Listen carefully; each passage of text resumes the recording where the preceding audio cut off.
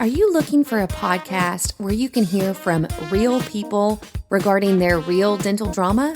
If so, then you've come to the right place.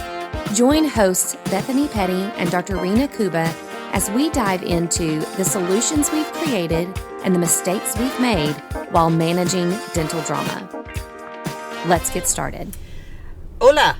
Hello. Hello. Well, I love that I gave you some homework. Yes. Can I tell everybody what I tasked you with? Yes, please do. So we had, I'm trying to think now, it was a doc that you were telling me about that said that he, the episode, it's been a little while, that we talked about firing and how we all fire wrong, and this is the order of, or the protocol of how you should fire, and how most of us think like that's not going to work and whatever. Anyway, you had a client that was like, oh my gosh, what great timing, because I'm about to fire the next day. And so this podcast, like now I've got a plan or a protocol and it's opposite of what I was going to do. So I'm going to give it a whirl and test it out.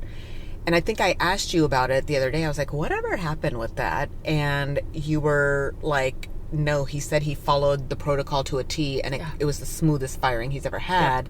And it was a long-time employee that he had been dreading firing and had delayed it for so long because he was dreading the process.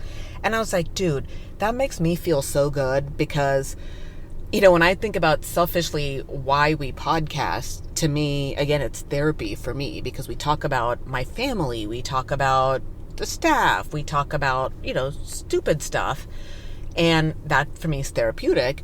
But there's a lot of times where I'm like, are we just babbling here? And who's listening? You know, are there 3 listeners that we had when we first started 4 years ago? And so that's how it is in my mind. And you were like, no, it actually worked. And he was like, thank God for the podcast. And it's helped me a lot. And so that feels really good, that it is making an impact, because I know that was your goal. Not that it wasn't my goal, but that was your goal of starting this. And my goal was like, sure, yeah, if it helps anybody, great, I'll talk about my, you know, nonsense.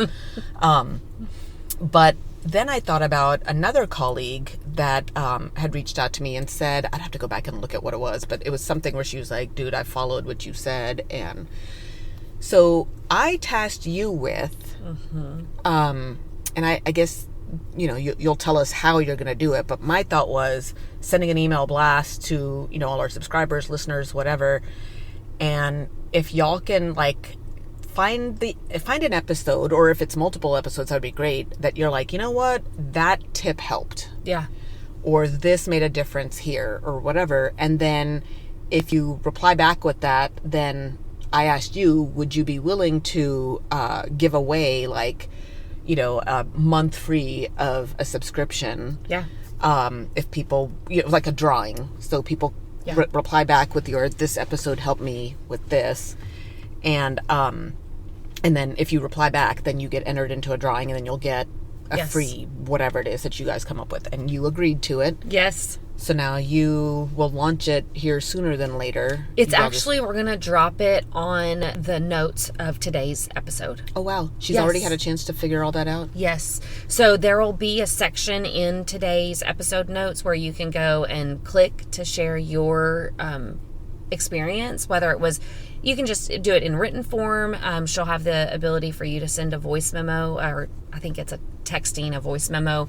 So either way, you'll have the ability to give us your feedback, because honestly, those make our day when we get those. We love knowing that something made a difference, and we've heard that a lot, you know, through these 4 years, but it just always brightens our day to hear that. But I mean, it's like when we get a good review on Google. Yes. We're doing what we're doing because we're doing it. But when a patient kind of tells you like, hey man, this, and a lot of times it's things that I wouldn't have even known, right? Like it's like, oh, your receptionist did this. And I'm like, she did? High five to her. Yeah. Or things that I'm just like, that made your day? Like, you know, like I thought it would be this that made your day, and it had nothing to do with that we did this complimentary, or we, whatever, like, you caught this other detail that wasn't even on my radar. And that's helpful to me to go, okay, if that little thing made a difference to you, maybe it makes a difference to somebody else too. And we can start incorporating that. So I think that's where a lot of these feedbacks, it's not just to go like, hey, Bethany, look at how great we're doing. It's just, it helps us keep on track of what is and isn't helpful. For sure. It really does. It guides us in the topics we need to tackle or the way in which we need to tackle things. So, yeah, we want to hear from our subscribers, from our listeners, and we want you guys to be able to be rewarded for taking the time to do that. So definitely check the show notes of today's episode, and you'll get details on. So then when you send the email about the episode, like, this is what we're talking about today, then somewhere on there you're going to have and share. Not only in the email, but also in wherever, like, you listen through Spotify. But I'll never look at that. You never look at the show notes from that Not really. when you click on the episode? I skim it. Okay. But so it'll be in both places. We'll have it on the email for sure that goes out. Not every listener of ours is on our email. So you can certainly reach out to us, again, through that same link if you're not How would they get on email? Go to that same link for today to leave your experience or the positive tip that you've taken away, and you'll have the ability to contact us and say, add me to your email list. Dude, if you're not on the email list, I know you're missing stuff. I know. I didn't realize that was a thing. I just Yeah. assumed everybody who's listening gets the email. No. Okay, so if you haven't been getting emails, Let us know. every Monday, at least that's when I get the email telling me about what the episode's about. It is, yep. So if you're not getting emails, you're missing other stuff too. So. We've got tons of listeners out there that listen, and we don't have their contact information. We don't get that just from our podcasting platform. Brutal. So, I didn't know that. Oh. Yeah, I know. Okay. So go I'd be to having the bigger show FOMO notes. right now. If I I wasn't know. getting those. Okay, I need a. Ooh. Had no idea. You had no idea that world existed. I know. So I want to make sure that everybody can access the section in the show notes, which whether it's Spotify, Apple, whatever, there's a little section of a brief summary of the episode, and it'll be in there. And then those that are on our email list, we'll have it on there as well. I think it's because it's so tiny. Yeah. I'm like, I need to pull out readers to read this thing, and I know I'm going to get an email, so I think that's why I just kind of forgot that it's going to there. be all in the email. Yeah. Okay, so I wanted to make sure to talk about that. But then it worked out with you. It kind of ties in with, sort of, when I was like, what are we talking about today? Because I've been out of town for a little bit now, and so now I'm back and we're catching up. And when I said, what do you want to talk about today? I'll let you say what you said. But to me, it comes back to, I think you have this topic idea because of another podcast we did, and you've had a lot of people say that episode was super helpful. And I was like, okay, even better timing that we're asking for feedback from episodes so that we can, again, stay current and stay fresh. So I'm going to turn it over to you. Can you, just so y'all know too, I had a friend, not a friend, my brother-in-law that was in town, and they're staying with us. And I was like, yeah, I'll be gone early, but I'll be back before y'all are awake to go podcast. And he's like, so what do you have to do for preparation for that? I'm like, nothing. I don't do anything. Like, I literally show up, and Bethany's had to do all the work of whatever she's doing, and I just show up and talk. So that's what I love about this format, right? I don't have to do anything extra. But when we started and I said, what do you want to talk about? And just what you said, I was like, okay, let's stop talking. So I don't even know You don't know the whole story. Yeah. I don't know what we're about to talk about here. Because I was like, I like that it's going to be fresh and raw. Yeah. And so, again, I'm going to apologize in advance, or maybe not. No. I have no idea what's going to come out of my mouth. Reactions. Yeah, I have no idea what's going to come out of my mouth because normally we're not super prepared. We just kind of banter. At least know the topic ahead of time, but you don't really even know what's about to hit you. So Okay, let's do it Go then. ahead. So I will say that this is a topic that I've avoided putting in podcast form. Makes me a little bit uncomfortable because, I don't know, it's just so complex. It's so... cringy? Cringy. Cringy is a good word. But I think we have to talk about it. And so I was on a call. Sorry, real quick. Can you remind them about the previous cringy episode? The previous one that I avoided for forever was the Mother's Day episode. I was nervous about, because people, I never want to cast judgment on another woman or say, hey, you're putting too much on yourself, mama. Like, think about it from a different perspective. In other words, I don't want to kind of thrust some ideas on people. I feel like there's some untouchable categories, and motherhood is one of those. But I have gotten more positive feedback on that Mother's Day episode. And so...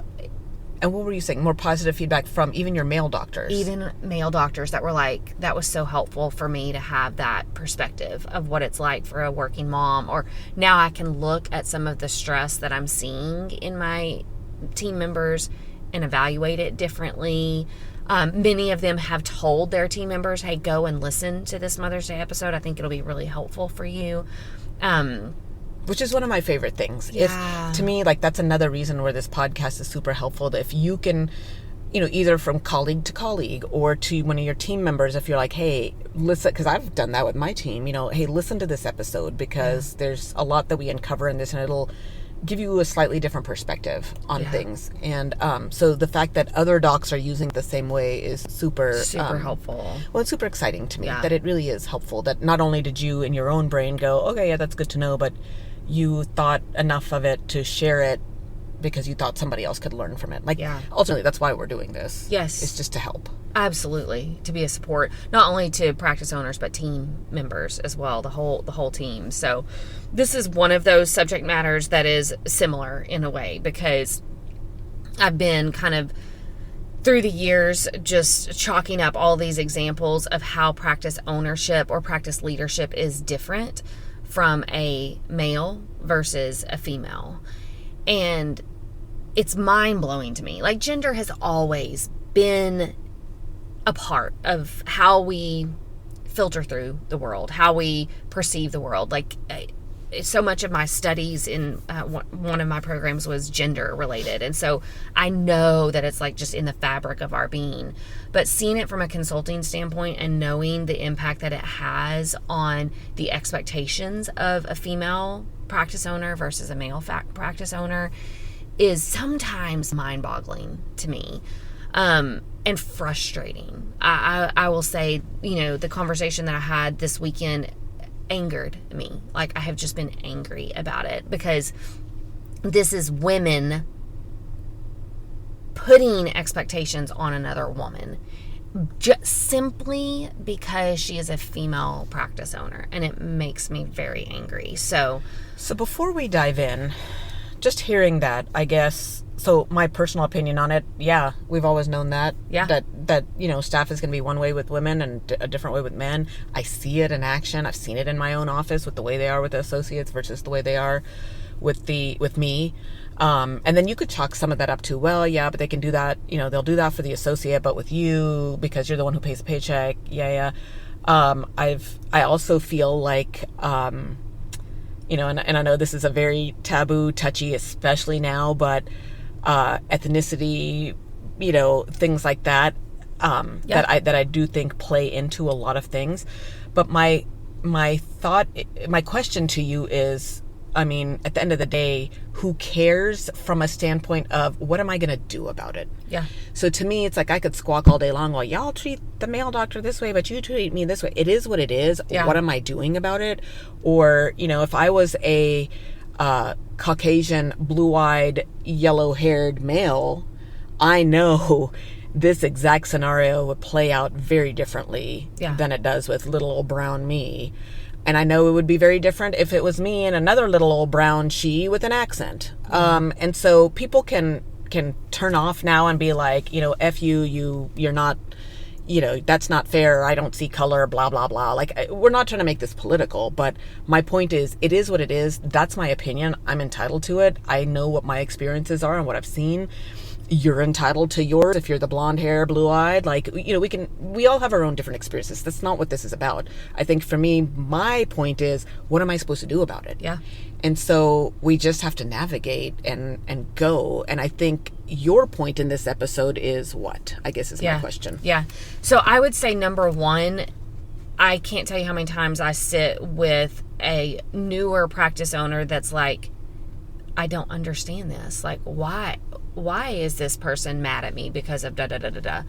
And so I think first and foremost, we need to bring the elephant into the room and go, okay, no, it is because you're female. And if you've wanted to avoid that in your mind, that it's not equated, we need to clearly say that there are different expectations of female doctors. And when something's not making sense, you're going to have to take a minute to go, wait a second, is this simply because there's an expectation? But then, I mean, I would feel like if I thought about that all the time, I would be like, it's one of those things that's like, well, it's not fair, poor me, and go the other way to go, oh, I guess where I don't want people to go is fall on that hill. Exactly. And not realize that, no, there are probably things that you're doing anyway. Yeah. And it's not that the problem just stops with, well, I'm female and that's that, and this person's going to act this way. No, you might still be doing.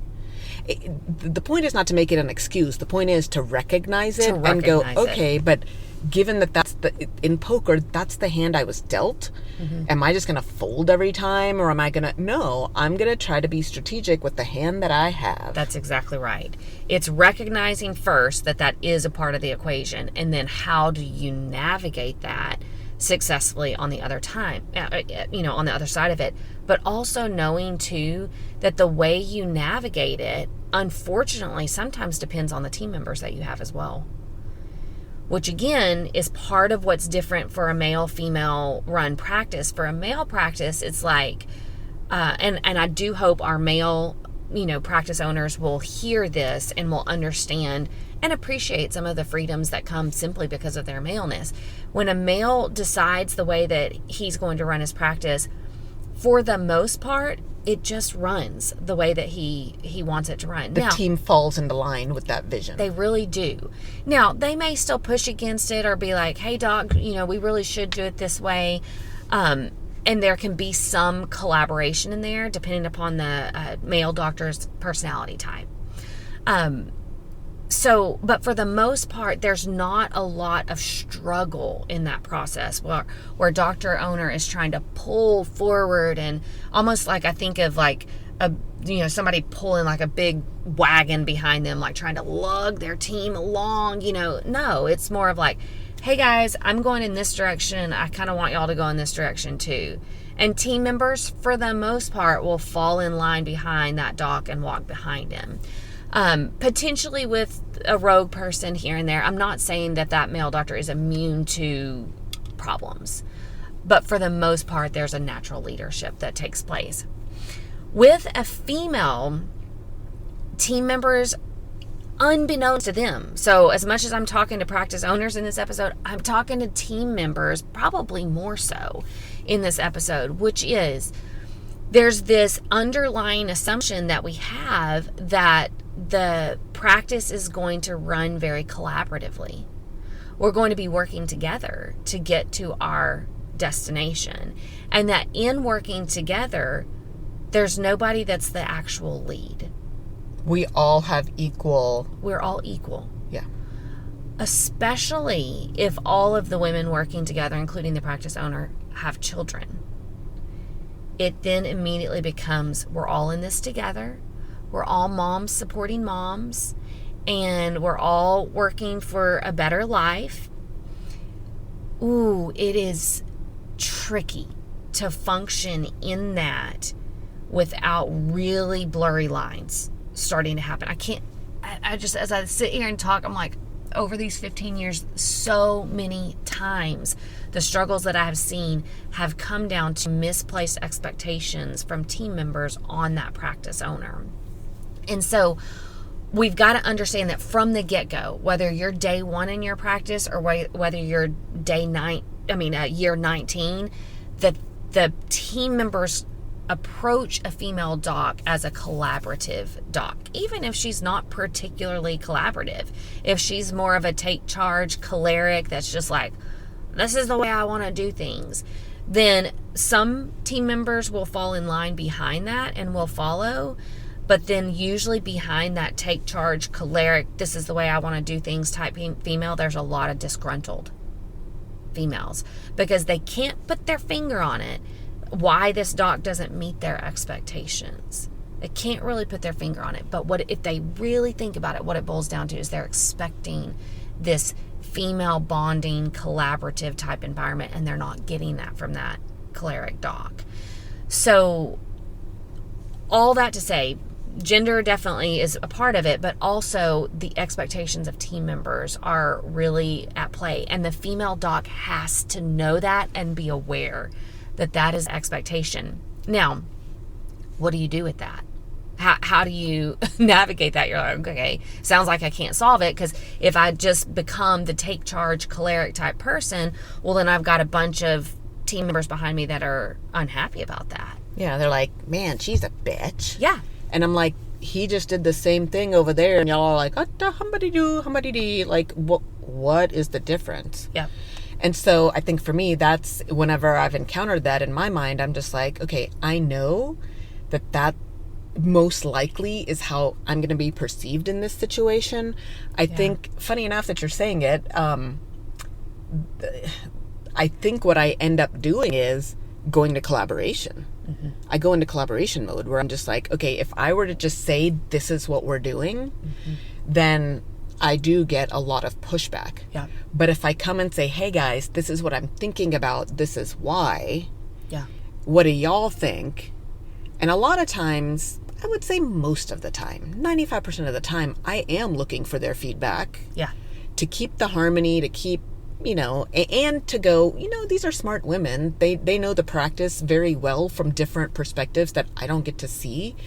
So I do want their feedback and I do value it. And I'm at a point now where I've got team members that have been with me for a long time. So they know the practice, they know me, they know our patients. And I do trust that they are going to guide me in the right direction. Yeah. New practice, maybe not, because you guys don't know each other and know all of that. But where I am right now, like, I know the team that I'm asking for feedback is going to guide me the right way. Yeah. But have I gone through years of that where I've gone, okay, even if it's something that I'm just like, nope, I want my way with this, but I'm going to ask them just for the show of acting like this is a collaboration. Yeah. Sometimes we're going to do that too. I would say that's very far few between now. Yeah. I think because I rely so much on them for their data. But in the past, it would be like, okay, well, clearly I have every intention of we are going to be working on, Monday through Thursday in the summer, which we normally don't do. But we are going to do it in the summer. But I'm going to make a show of going, hey, ladies, what do y'all think about this? Hey, bitty. Right. And then come around to why we're doing it that way. And then hopefully by that point, because I've thrown out a couple of whys, I've got more team members on my side because they can see it's not an emotional decision. It is a smart decision. The 2 or 3 that, are just can only think emotionally are still going to have a fit. But I've got some of the key players on my side. But all of that, like a male doctor wouldn't have to do any of that. No. All he would have to say is, we're doing Monday through Thursday, and everybody would be like, even if they're bitching to themselves in the break room, they're not going to say it. They're not going to push back. Yeah. They're not going to leave. Like, I think that's another thing that females, we have to worry about is going, okay, maybe they're going to accept it now, but then they're going to go look for greener pastures. Yeah. Because this doctor doesn't understand how that's going to impact my childcare. They don't do it to the males. Right. They stick around. They make it work. Anyway, and again, that's all my experience. So if you don't like what I just said, that's how I feel about it. Yeah. I don't apologize about how I feel. But honestly, it is very prevalent. So your feeling on the matter is what I've witnessed in 15 years of consulting, is that there's just I don't know. It is a different world, and it is what it is. There's no changing it, I guess, is the big thing. I don't think we're going to completely solve the fact that gender plays a role in it. Now, I would challenge our listeners who are team members to really pause and think about, are the expectations that you're having of your doctor, male or female for that matter, are they fair? Because what I have found is our expectations of our female doctors are very unfair. So can you give us some examples here? Because I'm still kind of going like, what do you mean? Like, I only know what I know. Yeah. I can't imagine it from a male perspective, and I only know what I've walked through. But you have 15 years of seeing this from all over the place. Like, would you be okay sharing some of maybe the conversation you had this weekend? Yeah. Or what? Like, what do you mean by this? So for team members that are like, no, I don't. Yeah. No, I don't. Or, you know, maybe not with attitude. Maybe just like, but I really don't. I mean, my expectation's my expectation. So can you shed some light with examples of I'm going to give you two different examples, because I feel like, again, female owners I've seen them navigate it in multiple ways trying to solve this dilemma. So I've got one client that I've worked with for a very long time, female dog, choleric, she knows what she's doing. She's good at what she does. She's run a very successful practice. She is incredibly competitive as far as making a great career place for team members. Competitive pay, good bonus program, good compensation package, good environment for the most part, although she is a cleric. So she's got her own life. She says this to me all the time. She's like, I've got my own life. I got my own problems. I show up. I'm my best at work. I go home. And I'm not talking to anybody, messaging anybody, thinking about anybody over the weekend. She just has a very clear line. Boundary. She's set good boundaries. She's set really good boundaries. Now, she is kind and respectful to her team when she's with them. She shows that she cares while she's in the office. But outside of that, she's not. Right? So there's a very clear line. And so she had a team member, a hygienist, that we just couldn't figure out what was going on. She was newer to the team, and I was like, I can't put my finger on it, but she seems off, so I had a ridiculously long conversation with her, with this hygienist, where she's just talking about how she just doesn't feel super accepted, on the team. And it was this long conversation where finally, when I drove her to the point, I was like, what is your point? I don't feel liked by the doctor. I was like, you don't feel liked? In what way? Like, can you give me examples? Because nobody on the team is saying that about my client. I'm like, this is new information. And basically it boiled down to the conversations that they're having in the practice. She wasn't super feely and engaged. She just kept coming back to eye contact. She doesn't make a lot of eye contact with me. And after, this was literally like a 3-hour conversation, I was very frustrated, because I'm like, you're telling me you're unhappy in this work environment that pays you well, gives you good pay time off, you're a hygienist, you get a good bonus, you've got a good schedule that's not overworking you, but you're unhappy because the doctor doesn't make good eye contact with you and doesn't engage with you in such a way that you feel liked, fluffed up and noticed and important. And so I straight up told that hygienist, I said, it sounds like you need to work for a male doctor. And she said, I think you're right. She said, because as crazy as it is, and this is out of her mouth, she says, as crazy as it is, I know I wouldn't have the same expectations of him. And she left because she didn't feel liked by the female doctor. Mind-blowing to me. Mind-blowing. You would leave a good environment, good pay, good dog, good practice because you didn't feel liked. That is the difference between a female practice owner and this is, again, when we talk about strategies, what do we do with this?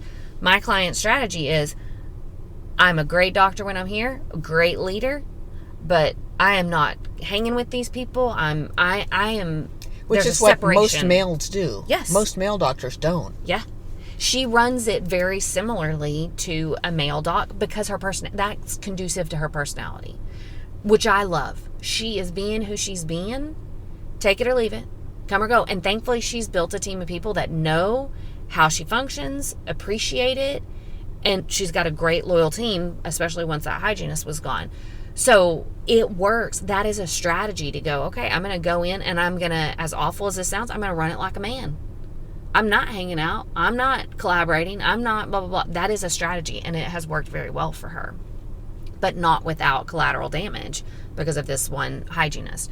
So that's one example that I can think of very clearly where that came up in my conversation. And I said to that hygienist, you need to work for a man. And she admitted that I was right.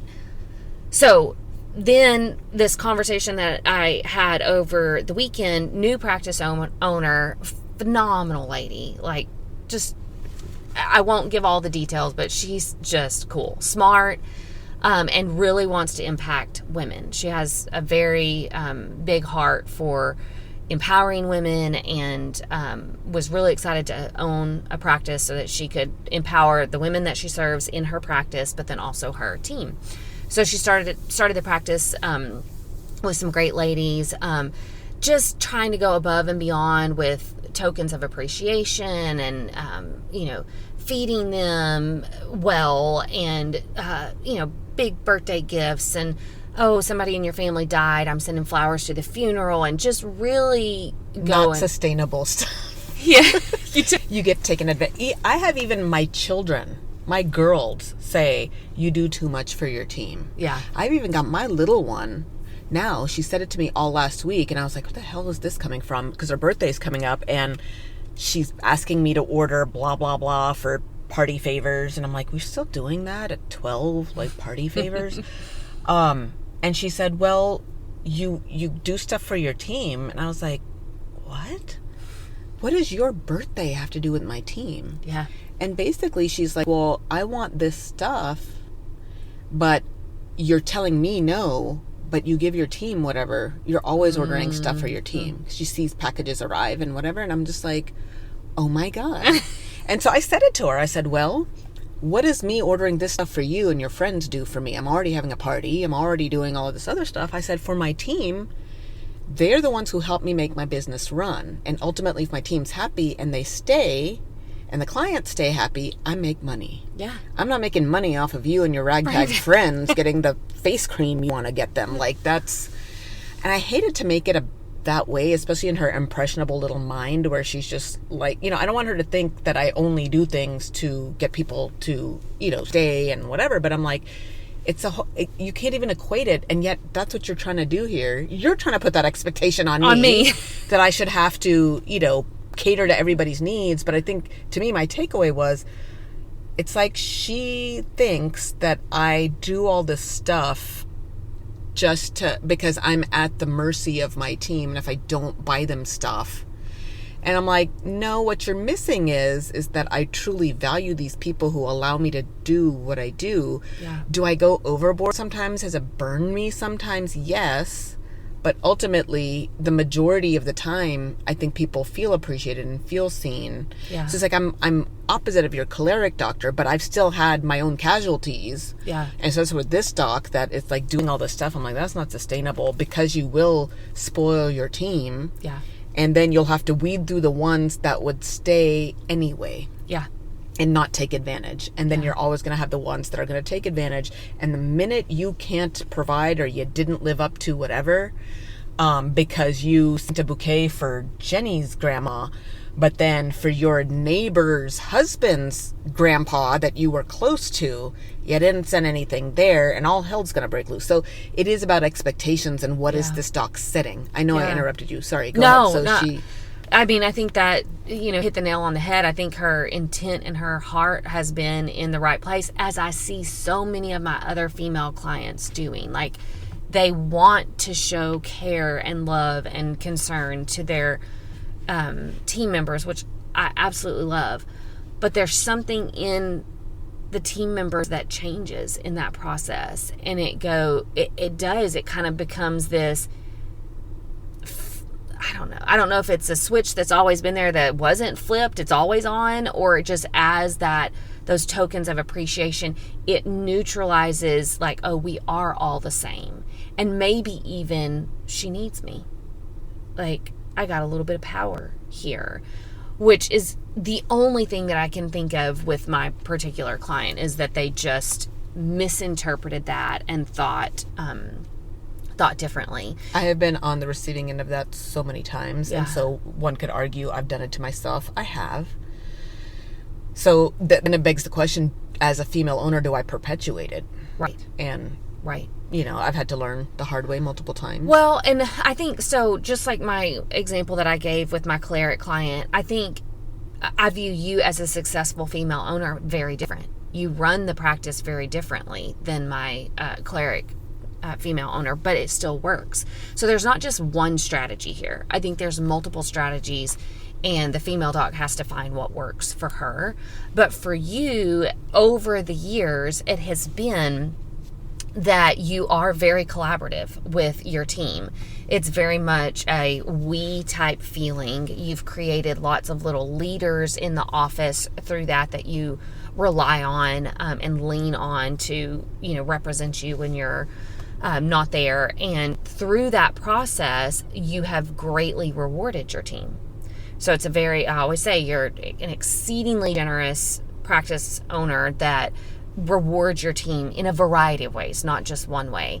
And so it is a truly win-win. Like, you're winning because the practice is accelerating, your team feels valued, appreciated, all of that. But in the process, you've raised really good collaborative leaders that take ownership in that practice as well. So where my cleric doc is like, she is for sure the leader and fall in line behind her. You are, let's collaborate. And there's going to be times that you need to make a decision that's unpopular.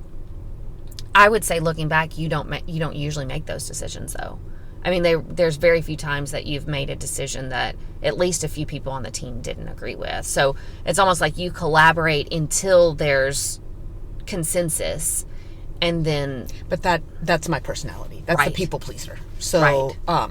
So it's just a different path to get there. It's not going to work for everybody, and somebody else on the outside might go, it's a stupid way of going. Yeah. But it's worked for me, and I'm happy. Like, I'm happy when the team's happy, I'm happy. Yeah. So. And again, I think it's been very successful. So you've got, the practice is doing great. The team is solid and in place, and there's, so it works. So to me, those are two different strategies, but I think we can't happenstance our way into that. I think it takes a female owner doc really thinking about, what is my strategy here? What is the type of leadership that is going to make me happy? And how can I then facilitate a team around that leadership style? And there's got to be boundaries that are set within that. So just because you've created a very collaborative team doesn't mean that somebody can go willy-nilly rogue and you're going to be like, it's okay. No. There's been plenty of times over the years that we've worked together where you've had to terminate people because they would not step in line with what the practice was trying to do. And so you're willing to cut people off that aren't a part of the environment. So just because it's collaborative and feels good and it's supportive doesn't mean that there's not hard decisions that you're going to have to make. And so I think a female practice owner has got to go, okay, what does make me happy? Like, the act of appreciation, buying gifts for my team and all, that's going to be important because it makes me happy too. Okay, great. Now, how can I build a team that receives that without becoming expecting of that? And how do I then set boundaries that go, hey, I'm able to reward you in this way because the practice did this. If the practice does less than this, then those rewards, it's not just because I love you and I'm always going to be showering gifts. Like, you have to be fighting for the success of the practice too. So I think there's got to be boundaries that protect the practice owner. Versus males, I think you think about, you get to think about, what kind of leader do I want to be? And then you get to go be that leader. Mm-hmm. So that's the difference. It's like, yeah, we each have to figure out what we want, but yours is going to be a lot easier, clearer path because people will fall into line with what you want. If there's 10 employees, you're going to have 7 or 8 that are going to do what you want and 2 or 3 that are going to trickle out. Versus us, if I'm going to find, this is the kind of leader I want to be, I might have 2 or 3 that stick around, 7 or 8 that trickle out, and it's going to take me longer to find the people that are going to fall in line with my leadership. Even if we both have the same leadership style, it's going to be a different experience. And so I would say females, night and day difference. Yeah. Night and day difference. And so as a female, we're going to have to be a lot more strategic and a lot more clear about what we're okay with and what we're not okay with. And then be a lot more intentional with how we carry that out. Yep. I think the other part of it too is having to be a lot more aware. Because if you stick your head in the sand and you just kind of humbity-do along, or if you make excuses and go, oh, it's just because I'm a female, it doesn't matter. What are you doing about it is the point. And having to constantly being aware. Mm-hmm. Most male owners, in my opinion, don't have to be aware. They're not aware. They're like, what do you mean? I feel like it extends to patients too. Yeah. Like how a patient is going to respond to a treatment plan or respond to oral hygiene instructions and get their feelings hurt and be like, you're a bitch for saying this. Like, how dare you try to tell me, whatever. And males don't have to deal with that. Yeah. So I just, again, it's just being aware of it. I agree. I think awareness, coming up with your strategy, coming up with what are my boundaries going to be or what do they need to be. I think it's also just really important here to speak for a moment to the team members because, we watch a lot of nature shows in our family. We watch real life nature too. But anyway, so we have this, there's one show that I watched recently on some type of fish. And this one type of fish can't survive without this mega fish that it like swims beside all the time. I don't know. I can't remember the name of these things. But I took away a lesson from it where I was like, oh, this little fish is dependent for life on this bigger fish. And it goes everywhere, this big fish goes and eats the algae off of the big fish or something like that. And I thought to myself, I'm like, for our team members, I think what a lot of our team members think, and this is me trying to set aside some anxiety in saying this, what a lot of our team members think is we are a school of fish swimming together. That we go together, we work together, we move together, it all works together. You're not a school of fish. You're not a school of fish. You're that little algae fish on the big fish. And I know that's a blow to you. Like, you don't want to think about yourself in that way. You're not a treatment coordinator without your big fish. You're not a hygienist without your big fish, wherever the big fish is. I'm not even saying it's your female doc that you're having to wrap your mind around the fact that you are dependent upon a doctor, any doctor, wherever you go. You don't have a job without a doctor. And you need that dose of humility and reality from time to time to realize you're not a school of fish. You are not equal to that doctor. You are not better than that doctor. You are not smarter than that doctor. Your life depends on that doctor. And you need to have that dose of humility and reality when you are interfacing with your doctor, when you are talking about your doctor, when you're making decisions related to the practice or to the patients. Your life depends on that doctor. So you better do right by your doctor. Because, I say this all the time, the dental field is a very, very small world. And you burn one doctor and word gets around. So you need to be very thankful for the fact that your life is sustained, your livelihood is sustained by that doctor. So that would be And my if you don't opinion. like it, then maybe you need to go to a different field. Yeah. Now, I also think there are doctors who are like, I'm the mega fish. Agreed. So we've got that whole conundrum. And then we've got, it was funny, I was talking with she's our sterile hygiene summer help, high school kid, whatever. And she finally, she just kind of seems head in the cloud most of the time, like a sweet little kid. And, but something, I had an IV day not too long ago. And so she stepped into the room and she asked something. I was like, well, stick around and watch if you want to. And she was and I was surprised that she took to that. Yeah. And was like, oh, really? I'm like, well, get over here. You're standing too far away. You can't see anything. Come over here. And so she really, I guess, liked what she saw. And then she came back and she's like, hey, would you mind if I start bringing patients back? And I just did not expect this out of her. And then she came again and she said whatever she said, and then sent me a text that was like, thank you so much for giving me the opportunity to watch and ask questions. I was just like, where did this kid... Sweet. It was super sweet. And she's been helping us for a year on breaks just because she likes the money and likes her little independence, when she can. And so I asked her, I said, so are you thinking about dental assisting? Because her mom's a dental assistant. That's how she ended up in our office. Her mom used to work for us, was a dental assistant. Now she's, when she comes into town, the family she stays with lives near my office. I had a great, even though that employee and I had to part ways, we still have maintained a good relationship. And so when she asked if her kid could come, I was like, okay. Her kid is very different from her. Yeah. And so I learned that very quick, and I was like, okay, well, whatever. She's a sweet kid. As long as she can, bag a mirror and explore together, I guess we're good.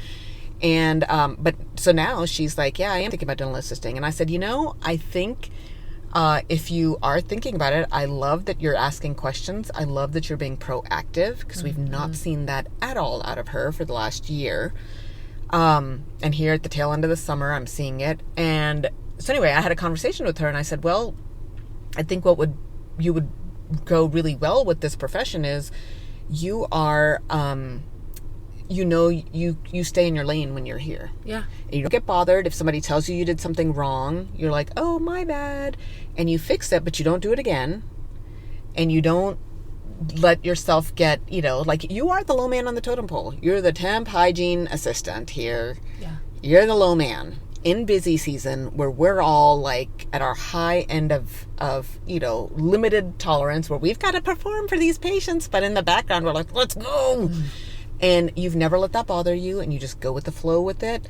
And I've never caught you crying in the break room or stomping out and saying, I'm never coming back here again, which we see with a lot of full-blown adult staff members that just leave and don't come back because I'm not treated right. Yeah. And I think that's a good point, where a lot of those people have found themselves in positions where they're trying to be the big fish on their own. Yeah. And they end up office hopping and things like that. And anyway, but I told her, I said, make no mistake, a dental office is a hard spot to be in, because you've got the doc at the top, who in theory is the smartest person just because they've had the degree and spent the time and did all of that. But it's their name on the door. So make no mistake, that's the head honcho. Yeah. Then you've got the hygienists, who are also providers for the practice. They are the next big honchos. Now, are we saying that the hygienists work harder than the front desk or work harder than the assistants? No, not at all. Most of the time, not. Yeah. Yet they provide. Yeah. So it is what it is. And then you've got the assistants at the bottom, who honestly, if I were to be told you can only keep one employee, I would pick a RDA, because I can't do my job without the RDA. Right. I could automate a lot of the front. I used to do my own claims. I can scale my own teeth, but I cannot assist myself on a Frankel 2 little turkey in the chair. And I said, so that's the dance that you have to realize. As an assistant, you're probably going to get crapped on quite a bit, and a lot of assistants can't take it. But you already at your young age seem like you're very much like not bothered by it. You know your value. We're not going to be able to see patients this afternoon if you don't turn around the instruments the right way. Yeah. Office comes to a screeching halt. You're important, even though you don't have the most important job seemingly on paper.